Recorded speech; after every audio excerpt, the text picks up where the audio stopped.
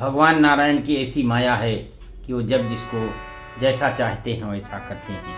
और इसी प्रकार के एक प्रकरण बहुत हरिगुण के गाने वाले भगवान के परम भक्त नारद जी के साथ हो गया। तो एक बार की बात सुनिए कि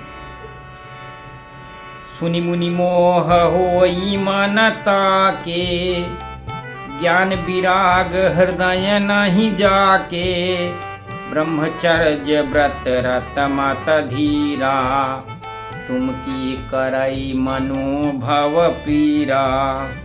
एक बार भगवान नारद जी से कहते हैं कि हे मुनि सुनिए, मोह तो उनके मन में होता है जिनके हृदय में ज्ञान और वैराग्य नहीं होता, और आप तो ब्रह्मचर्य व्रत से तत्पर एवं बड़े धीर बुद्धि के पुरुष हैं, भला कहीं आपको भी कामदेव सता सकता है।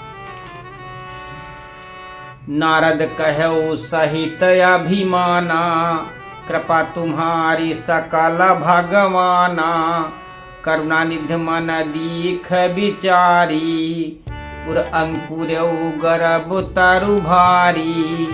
नारद जी ने अभिमान के साथ कहा कि भगवान ये सब आपकी कृपा है।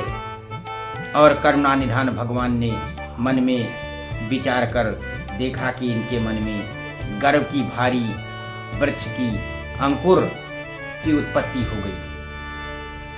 तो बेगी सोमय डारी हूँ उखारी, पन हमार सेवक हितकारी, मुनि कर हित मम कौतुक होई, अवश्य उपाय करब मैं सोई। भगवान अपने भक्त की रक्षा करते हैं, और अगर वो कहीं पथभ्रष्ट होता है तो उसको मार्ग पे लाने का उनका काम है। तो उसी प्रकार से भगवान ने कहा कि अगर इनके मन में गर्व का पेड़ पैदा हो रहा है तो उसको मैं उखाड़ फेंकूंगा, क्योंकि सेवकों का हित करना हमारा परम कर्तव्य है। और मैं अवश्य ही इसका उपाय करूंगा जिससे मुनि का कल्याण हो और मेरा भक्त पथभ्रष्ट न हो। तब नारद हरि पद सिर नारी, चले हृदय अहिमित अधिकारी, श्रीपति निज माया तब प्रेरी, सुनहु कठिन करनी तेहि केरी। तब जो है नारद जी भगवान के चरणों में सिर नवा करके वहाँ से चल देते हैं, और उनके हृदय में अभिमान और भी बढ़ गया। तब लक्ष्मीपत भगवान ने अपनी माया को प्रेरित किया और उनकी कठिन करनी सुनी। बिरचौ मग महु नगर तेहि, सत जो जन विस्तार, श्रीनिवास पुरते अधिक रचना विविध प्रकार।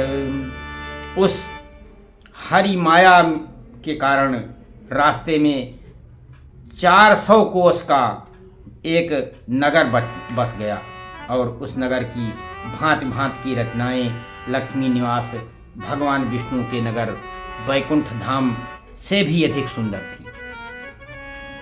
बसहि नगर सुंदर नर नारी, जन बहु मन सिजरति तनुधारी, तहि पुर बसै शील निधि राजा, अगणित है गए सेन समाजा।